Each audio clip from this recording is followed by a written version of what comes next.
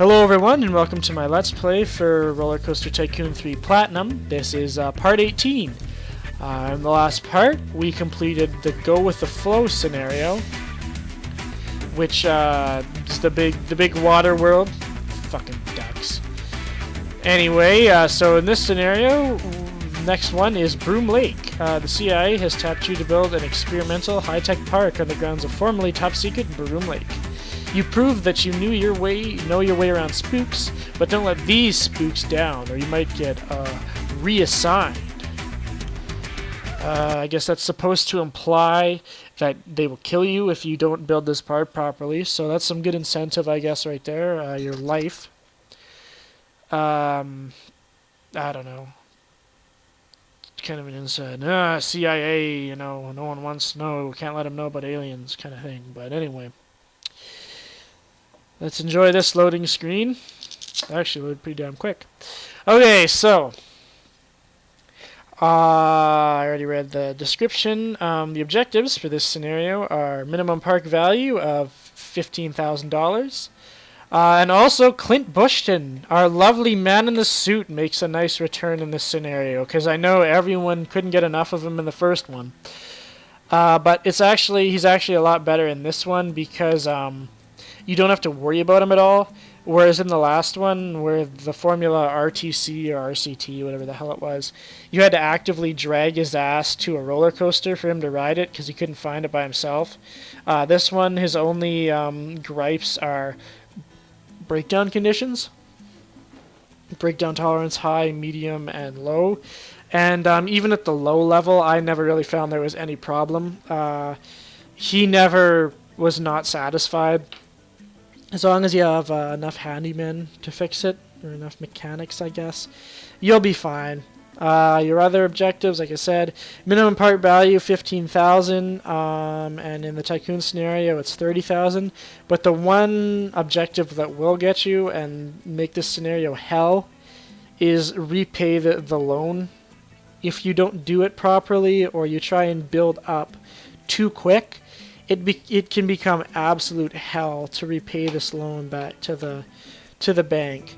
So that's what I did the first playthrough. I put down a whole bunch of shit to begin with to get my park value up to $15,000. Ended up way overshooting this. Made it about $30,000, $32,000 right off the beginning, about 10 minutes in, and then trying to repay this loan took like 50 minutes. It was absolutely brutal. So hopefully I can avoid doing that in this one. So that's my one advice to you, is don't build up too quick at the beginning in this park, because it will fuck you over in the long run. The other thing you may notice is that this park is deceptively small. It looks a lot bigger than it actually is due to all the cliffs and stuff I find, the different elevations, but it's really not that big. The paths take up already a good like 50% of the park. So space is kind of an issue here. You have to kind of keep that in the back of your mind when building some of this stuff. And so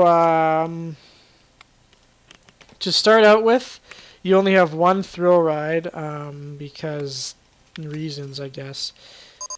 Build this high-tech park and impress guests and stuff like that, but we're only going to give you access to one thrill ride, so do with it what you want.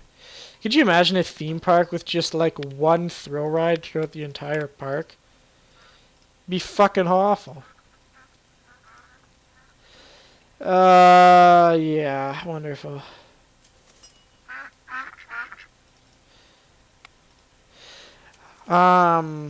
It would be just fucking awful. Just like, hey, do you want to go on Swinging Inverter Ship 1? No, I'm going to go on Swinging Inverter Ship 7, way over on the other side of the park. I hear the scenery's a little bit better. You get a little bit rotation on the other loop. Like, just fucking awful. Anyway, one of the other bad things about this park is I really fucking hate the landscaping. I absolutely hate parks with different elevations like this.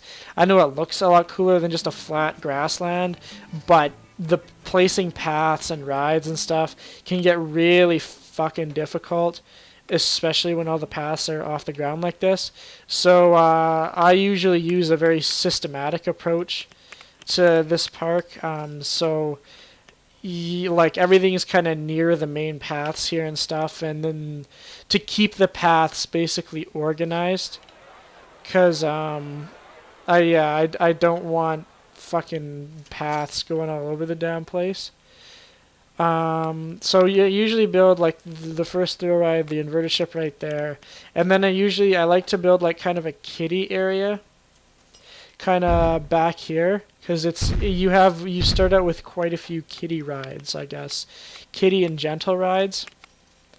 And so I usually just like to place all of them down, get a little bit of cash revenue going. Again, up that park value. It really doesn't take that much. You start out in the park is only worth like $258, but you actually climb incredibly quick by placing all this stuff down. A lot of people, like myself included, thought, holy shit, we're only at $250, like we're only worth that much, and we need to get to 15,000. Jesus Christ, I better get placing down the rides. And so like I built like a lot of the different thrill rides. I built a small roller coaster basically in the back right here, and I actually ended up bumping my park value up to like 32,000 or something like that. Something completely ridiculous for the start. And yeah, like I said, it can get absolutely like nightmarish to want to try and pay off that loan. So don't do that. Don't try and build up things right away. Don't worry. God damn it. Is that going to connect? Okay, whatever. It's not the most aesthetically pleasing park, but I'm not worried about it. It's going to look like hell. I warn you right now. These paths are going to look like complete fucking hell. Wrong thing. Nope, wrong thing. Okay. I think that's it for pass. Now I just gotta...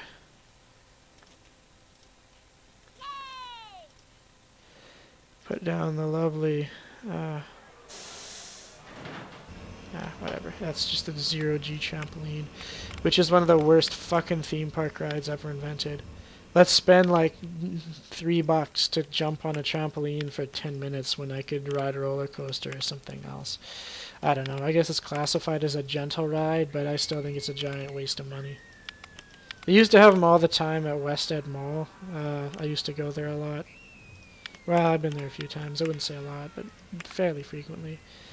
And fucking, I never understood why people would pay. I think it was something incredible, like $10 to jump on these things. And of course, you're strapped into the harness and stuff, so you can do flips in the air. But I mean, 10 fucking bucks to jump for 5 minutes. Absolutely ridiculous. Nice place though. Like other than that, I'd recommend it. West Ed Mall, good stuff. Theme park isn't the greatest once you've been to some place like Disney World or Six Flags or something like that, but they have a really good water park. Mall is pretty cool. It's pretty massive. One of the top 3 biggest malls in the world. It's pretty cool. Anyway, back to the scenario. So we've built this our section already, I guess. That's already hiked up our park value to like $14,000 or whatever. Again, breakdowns is the main thing in this scenario. So I usually hire 2 mechanics with a little bit of training, and they usually take care of almost everything. If your park does get massive, and I don't know why it would, because I hate this scenario. I don't know why you would want to make it any bigger than it needs to be, but anyway, if it does get huge, then just put down maybe another handyman or another mechanic or something like that. In terms of janitors, I'm really not worried about them that much in this scenario, because nothing in this scenario requires your park to actually be clean. So, there's really no point. Rollo plane. there's really no point trying to keep up with the puke and stuff. You can put down a few to avoid your park looking too gross, but other than that, there's really not that big of a deal. See, our park's already up to 15,000. So, I'm just going to speed it up until CLINT Bushton arrives. Again, you don't really have to worry about him. He just kind of does his own fucking thing. If you do want to put down janitors, I find that 3 usually covers it.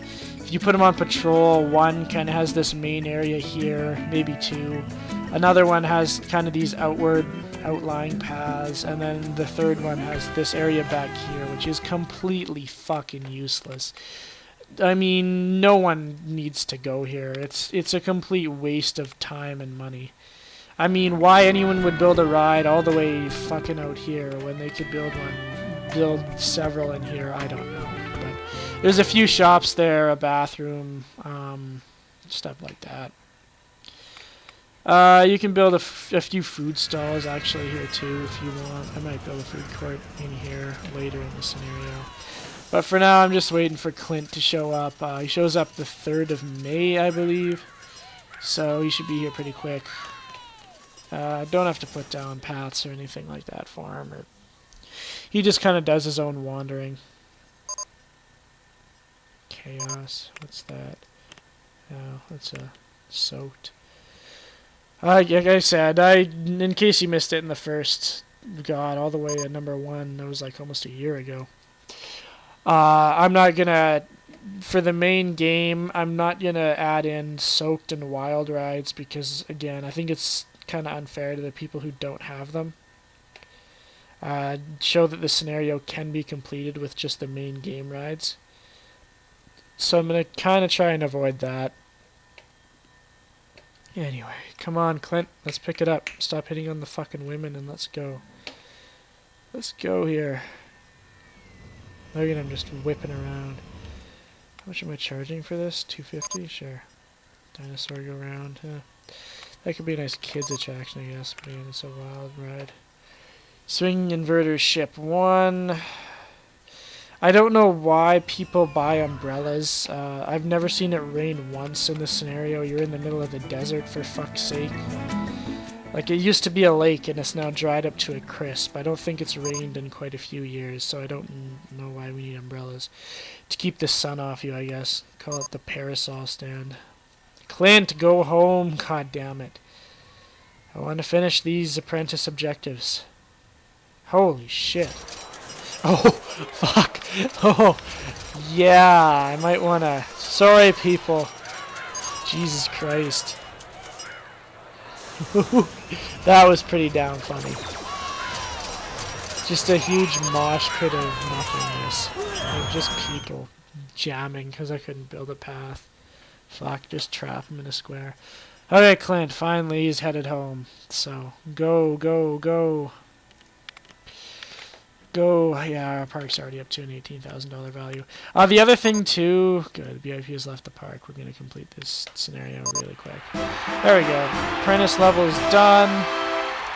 So now, like I said, the one thing we do have to do is repay this loan, which is $8,000. You can up it to, I think, okay, 10. You can up it to 10,000, but should be good. Yeah, anyway, the other good thing about the park values here is that you don't have to sustain them for any amount of time. It's just condition can be achieved at any time. So the instant you get that, you reach that value, it instantly checks off. So even if you reach like 15,000 and then don't do anything and your park value drops to like 10,000, it still counts. Same thing with the loan here. You don't have to actually pay it back and then not take any amount out of the bank. You can pay it back and then take all of that money right back out again. So, yeah, that's the apprentice objectives. In the next video, I think we'll tackle the entrepreneur objectives and probably the tycoon objectives in one, because you can get them done really quick. Wow, CLINT, you must really enjoy my park. You showed up here pretty quick again. But anyway, I'm sure you're sick of me talking, so we'll leave Clint to hit on his women here, and yeah, thanks for tuning in. Next video should be out. God, I don't know. It's been a while. So, alright. Later.